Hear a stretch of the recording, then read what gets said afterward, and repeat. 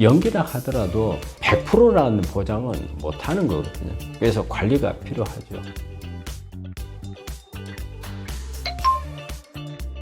암 모양에 따라 치료 난이도도 다른가요? 우리가 이제 이 CT라든지 MRI라든지 이런 걸 찍게 되면 이게 이제 우리가 그림자로 이렇게 보는 거잖아요. 초음파도 마찬가지. 그림자도 보는데 대개 양성 종양은 이렇게 선명해요. 경계선이. 딱 모양이 뚜렷하게 보여. 근데 암은 그냥 우리 태양을 보면은 주변에 오로라 같은 게 막 뻗어 나오듯이 암이 그래요. 이게 뻗어 나오니까 어디서 어디까지인가 정확하게 경계선인지를 잘 몰라요. 그리고 뻗어 나가다 보니까 특징이 몇 가지 있어요. 양성 종양을 우리가 이렇게 바깥에서 만져보면 이게 뚜렷하게 경계선이 만져지는 느낌이에요. 특히 유방암 같은 경우하고 유방에 있는 섬유선정하고 이렇게 구분을 하면 섬유선정은 만지면은요, 굿을 만지는 것 같아요. 밀려나요, 누르면은. 근데 암은 딱 만지면은 딱딱한 게 걸리는데 흔들어도 잘 흔들리질 않아요. 그래서 그렇게 딱 고정이 되어 있는 그런 부분이고, 그 다음에 초음파나 이런 부분을 했을 때 오히려 경계선이 불분명하면서 덩어리같이 있는 경우, 그래서 우리가 이런 말을 하거든요. 초음파나 보다가 모양이 썩 안 좋네, 이런 걸 보고. 근데 선명한 여러 개 나오잖아요. 아, 이거는 혹시 암이라 하더라도 이게 성질은 좋을 것 같네, 이런 표현을 쓰거든요. 그래서 양성 종양과 악성 종양의 차이는 대부분 보면은 경계선이 뚜렷하게 보이는 경우는 되게 양성이에요. 양성이라는 것은 일반 혹이란 말이에요. 낭종이라든지 암이 아닌 그런 거고. 근데 덩어리는 보이는데 경계선이 뚜렷하지 않다, 이런 경우는 되게 암 쪽으로 보죠. 종양의 모양이 치료에 어떤 영향을 미칠까요?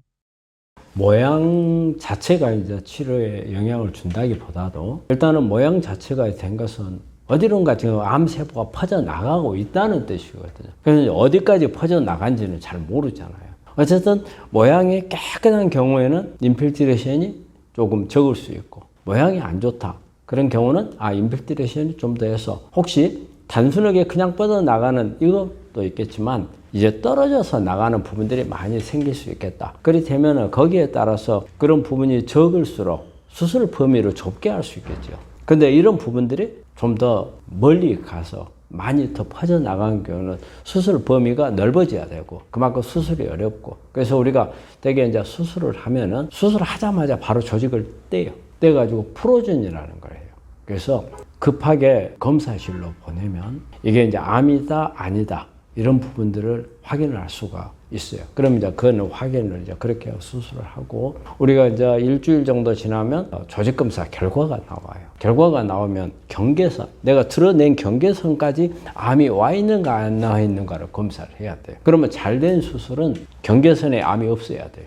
현미경상이 안 보여야 돼요. 그게 이제 잘 돼 있는 거고. 그러니까 그 범위가, 암세포가 보이지 않는 범위가 이 암의 상황에 따라서 넓어질 수도 있고 좁을 수도 있죠. 그러면은 어떻게 보면은 그렇게 CT나 MRI 상의 모양이 안 좋은 경우는 조금 더 멀리 가 있을 테니까 어떻게 보면 범위가 더 넓어질 수 있는 그런 부분이죠. 그러니까 딱 그런 모양 자체가 비례를 하지 않지만 그럴 가능성이, 좀 더 모양이 안 좋을 때가 수술 범위가 넓어질 수도 있고, 또 그래 되면은 예후에도 마찬가지 영향을 주겠죠. 우리가 1, 2기, 2기, 3기, 4기 갈수록 예후는 떨어지는 거기 때문에 모양이 안 좋을수록 예후에도 더 안 좋은 영향을 줄 수밖에 없죠.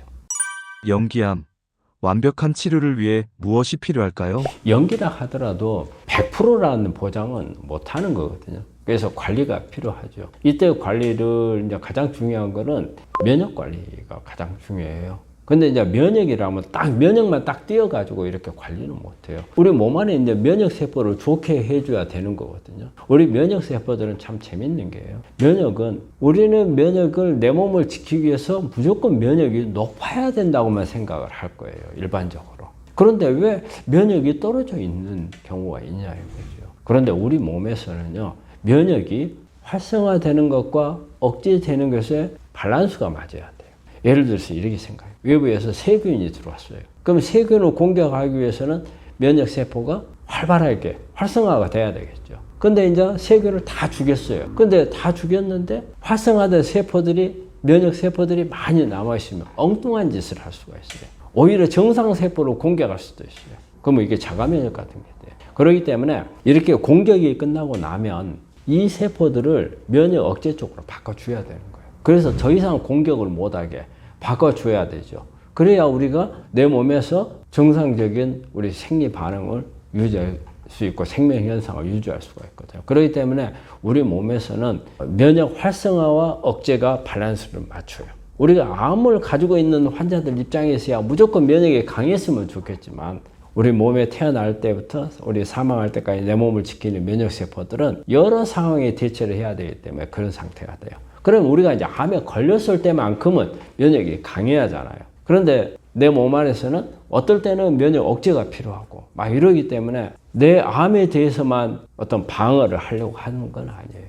근데 내가 암을 걸리고 있는데 면역이 강해야 되니까 그럼 나는 강하도록 유지를 해야 하잖아요. 그러기 위해서 내가 노력을 해야 되는 거예요. 강한 상태로 유지돼서 혹시라도 뿌려져 있는 씨앗이 있다면 잡아야 하잖아요. 그러면 면역을 높이는 것을 해야 맞죠. 하지만 면역을 무조건 면역세포가 강하게 한다고 해서 되는 게 아니에요. 이 면역세포가 강해질 수 있는 부수적인 보조해주는 부분들이 또 같이 있어야 돼요.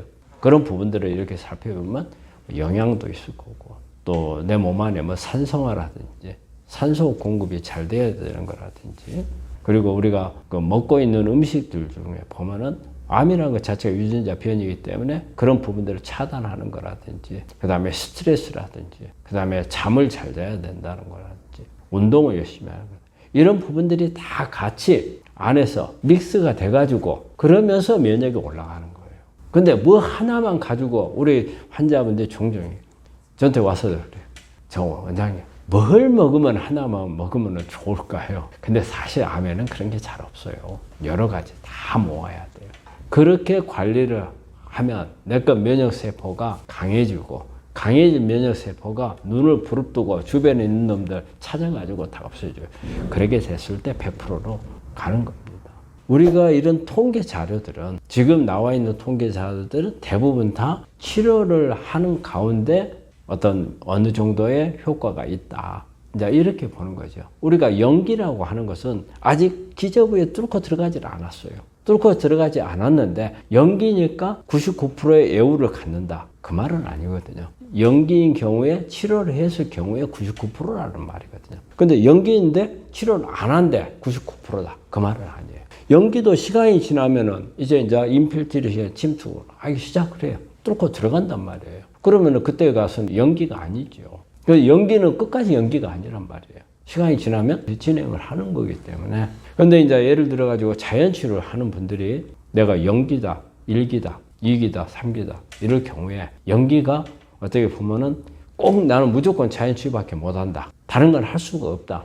했을 경우에는 예후가 연기가 좋을 수는 있겠고 또 어떻게 보면 접근법으로 따지자면 가장 연기에 접근하는 게 1기, 2기에 자연치료로 접근하는 것보다 연기에 접근하는 게 어떻게 보면 약간의 타당성은 더 가질 수는 있다고 보죠. 근데 무조건 연기는 그렇게 가는 것은 이제 아닌 거죠.